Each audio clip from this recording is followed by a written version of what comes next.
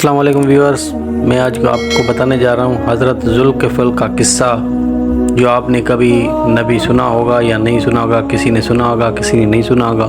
उसका मुकम्मल किस्सा मैं बताने जा रहा हूँ कि नबी ज़ुल्क़िफ़ल अलैहिस्सलाम कौन है। ज़ुल्क़िफ़ल अलैहिस्सलाम की कहानी एक मम्मा है। ज़ुल्क़िफ़ल नाम की लग़वी माना है तक़सीम करने वाला या दोगुना बदला या हिस्सा देने वाला। ये नाम इस बात की तरफ इशारा करता है कि वो एक नबी था जिसने उससे ज़्यादा दिया जो उनसे मतलूब था। उसने अपनी दुआओं, इबादत और अमाल में दुगना या एक कसीर दिया। उससे जो कुछ मतलूब था वो अल्लाह सुब्हानहू व तआला की रज़ा के लिए ज़्यादा किया गया था। एक और मुमकिन तशरीह यह है कि अल्लाह सुब्हानहू व तआला के नबी की हैसियत से आपने दुगनी ज़िम्मेदारी उठाई। मिसाल के तौर पर एक अकाउंट से पता चलता है कि वो दिन के वक्त रोज़ा रखने, रात के वक्त नमाज और इबादत के लिए ख़ुद को वक़फ़ करने और लोगों के दरमियान जज होने का ज़िम्मेदार था। इसके लिए अपने जज्बात पर मुकम्मल अबूर हासिल करना और गुस्से की अलामात ज़ाहिर करने से गुरेज़ करना ज़रूरी था। ज़ुल्क़िफ़ल के किरदार की सही नोयत को ज़हन में रखें या उस उन्वान के पीछे वजह क़यास की बात कहें। फिर भी ज़ुल्क़िफ़ल के बारे में जो कुछ मालूम होता है वो कुरान की दर्ज झील 2 आयात से मालूम होता है। और इस्माइल, इदरीस और ज़ुल्क़िफ़ल पर हमने ये एहसान किया क्योंकि वो सब साबित कदम थे, और हमने उन्हें अपनी रहमत में दाखिल किया क्योंकि वो सालिहीन में से थे। कुरान में दूसरा ज़िक्र सूरह सीन की आयत 48-52 से है। और इस्माइल अलैहिस्सलाम, अल-यशा और ज़ुल्क़िफ़ल को याद करो, सब बेहतरीन थे। ये एक याद था परहेज़गारों के लिए बेहतरीन एतकाफ़ का इंतज़ार है। हमेशा रहने वाले बागात जिनके दरवाज़े उनके लिए खुले हुए हैं, जहाँ वो टेक लगा कर बैठेंगे, जहाँ वो बहुत से फल और मशरूबात तलब करेंगे और उनके साथ मिलते जुलते होंगे। शर्मनाक साथियों, क्या ज़ुल्क़िफ़ल नबी था? कुरान की 2 आयत ज़ुल्क़िफ़ल की तज़ीम करते हुए इसके बारे में महदूद मालूमात फराहम करती हैं, जिसकी वजह से उसकी सही हैसियत के बारे में मुख्तलिफ आराएँ पैदा होती हैं। इल्माए इस बात पर बहस करते हैं कि ज़ुल्क़िफ़ल अल्लाह के नबी थे या वली। एक नज़रिया ये है कि ज़ुल्क़िफ़ल बाइबल का नबी हज़कील हो सकता है, ताहम ये ताल्लुक़ साबित नहीं है। सबसे मजबूत राय यह है कि ज़ुल्क़िफ़ल अल्लाह सुब्हानहू व तआला का नबी है। उस आयत के पेश नज़र जहाँ उसका ज़िक्र इस्माइल अलैहिस्सलाम और इदरीस अलैहिस्सलाम के साथ हुआ है, मुंतकी नतीजा ये निकलेगा कि चूँकि उसका नाम दूसरे अंबिया के साथ दर्ज है, इसलिए उसे भी नबी होना चाहिए। अल्लाह सुब्हानहू व तआला खूब जानता है। ज़ुल्क़िफ़ल का किस्सा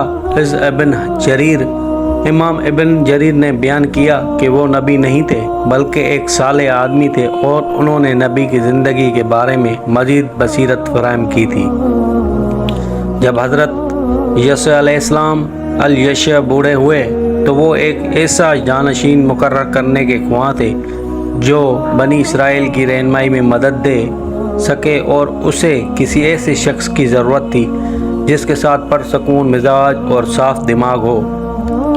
उसने सहाबा के एक ग्रोह को जमा किया और 3 शर्तें मुकर्रर की जिनके बारे में उसका ख्याल था कि ये एक अजीम रहनुमा की वसीयत होगी। हज़रत इलियास, जो शख्स मेरा मुतबादल समझा जाएगा वो है जो दिन में साल भर रोज़ा रखे, रात भर अल्लाह को याद करता हो और कभी भी गुस्सा नहीं करता हो और छोड़ता। एक निस्बतन नामालूम शख्स जिसको लोगों ने हकारत की निगाह से देखा, वो खड़ा हुआ और ख़ुद को उसके काम के लिए पेश कर दिया। हज़रत यसूह अलैहिस्सलाम ने पूछा कि क्या ये तीनों शर्तें पूरी हुई? उस शख्स ने तीनों को हाँ में जवाब दिया, लेकिन यासा ने उसके दावे पर यकीन नहीं किया और उसे किसी भी वजह से मुस्तरद कर दिया। कुछ दिन और गुजरने के बाद यास अलैहिस्सलाम ने दोबारा ग्रोह को जमा किया, और अगर उसकी शराइत पूरी हुई तो दोहराया। सब एक ही आदमी के पास बैठे रहे। यासा ने उसकी इस्तकामत को देखकर उस शख्स को अपना नायब मुकर्रर किया, लेकिन उस शख्स की मर्ज़ी को सही मायनों में जांचने के लिए उसने चंद लोगों से कहा کہ وہ آدمی کو کوئی ایسا کام کرنے پر آمادہ کریں جس کے نتیجے میں اسے اس کے نائب کے عہدے سے ہٹا دیا جائے۔ ان سب نے کوشش کی اور وہ سب ناکام رہے۔ پھر ابلیس شیطان نے الیسع کو اپنی خدمات پیش کی۔ اسے میرے پاس چھوڑ دو، میں اس کا خیال رکھوں گا۔ اس مقام پر آدمی نے ایک معمول تیار کیا جس میں دن میں روزہ رکھنا، نمازیں پڑھنا اور رات بھر اللہ سبحانہ تعالیٰ کو یاد کرنا شامل ہے۔ دوپہر میں وہ اپنے آپ کو جوان کرنے کے لیے ایک جھپکی لیتا۔ ابلیس نے فیصلہ کیا کہ دوپہر کی جھپکی سے پہلے دروازے پر دستک دے کر اور اندر جانے کی التجا کرتے ہوئے اس آدمی کو پریشان کرے۔ میں ایک بوڑھا تشدد زدہ آدمی ہوں۔ ابلیس کا استقبال کیا گیا اور وہ اپنے ساتھ ہونے والے ظلم اور ناانصافی کے بارے میں گڑ گڑانے لگا۔ اس نے کہانی کو اتنا لمبا کر دیا کہ آدمی کے دروازے کی نیند کے لیے کوئی وقت نہیں بچا۔ اس شخص نے اگلے دن ابلیس کو اس کے دربار میں ملنے کی پیشکش کی تاکہ اس کے ساتھ انصاف کیا جائے۔ وہ شخص اگلے دن ابلیس کا انتظار کرتا رہا لیکن وہ نہ آیا۔ اگلی صبح اس نے ابلیس کے واپس آنے کا انتظار کیا لیکن ایک بار پھر وہ نہیں آیا۔ آخرکار اس سے پہلے کہ وہ شخص معمول کی نیند لینے ہی والا تھا، ابلیس آیا اور دروازے پر دستک دینے لگا۔ وہ شخص پھر بھی پرسکون تھا۔ اس سے سوال کیا، کیا میں نے تمہیں کل نہیں کہا تھا کہ میری عدالت میں آ جاؤ؟ لیکن تم پیش نہ ہوئے اور نہ ہی آج صبح آئے۔ اس پر ابلیس نے جواب دیا، جناب میرے دشمن بہت شریر لوگ ہیں۔ جب انہیں معلوم ہوا کہ آپ اپنی عدالت میں بیٹھے ہیں اور انہیں مجبور کریں گے کہ وہ مجھ سے واپس کر دیں تو وہ عدالت سے باہر معاملہ طے کرنے پر راضی ہو گئے، لیکن جیسے ہی آپ اپنے دربار سے نکلے وہ اپنے وعدے سے پھر گئے۔ کافی دیر تک یہ گفتگو جاری رہی اور جب اس کی معمول کی چپکی چھوٹ گئی تو اس شخص نے ابلیس سے کہا کہ وہ معاملات طے کرنے کے لیے اپنے دربار میں دوبارہ حاضر ہو۔ ایک بار پھر اس شخص نے دربار میں صبر سے انتظار کیا لیکن ابلیس حاضر نہ ہوا۔ اس دن جب وہ گھر واپس آیا تو نیند کی کمی کی وجہ سے اسے تھکاوٹ محسوس ہوئی۔ اس نے اہل خانہ سے کہا کہ وہ کسی کو دروازے پر دستک نہ دیں۔ ابلیس نے ایک بار پھر اس کی نیند میں خلل ڈالنے کی کوشش کی تاکہ وہ روز اور نماز روزہ نہیں پڑھ سکے، اور اس سے امید تھی کہ وہ ناراض ہو جائے گا، لیکن جب اس نے دروازہ کھٹکھٹانے کی کوشش کی تو اس شخص کے گھر والوں نے اسے روک دیا۔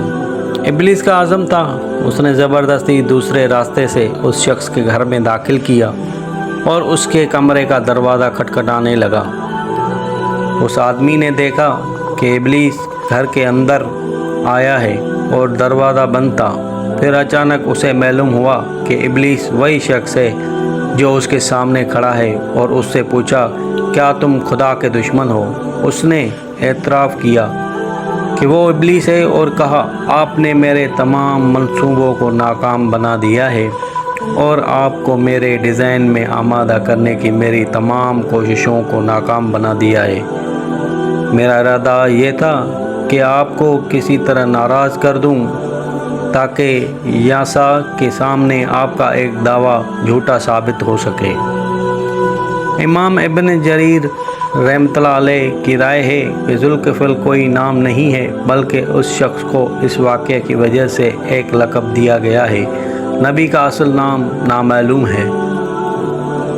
پھر ابن ابی حاتم نے بیان کیا کہ ابو موسیٰ اشعری نے منبر پر کھڑے ہو کر کہا، ذوالکفل کوئی نبی نہیں تھا بلکہ وہ ایک متقی آدمی تھا جو روزانہ 100 نمازیں پڑھتا تھا۔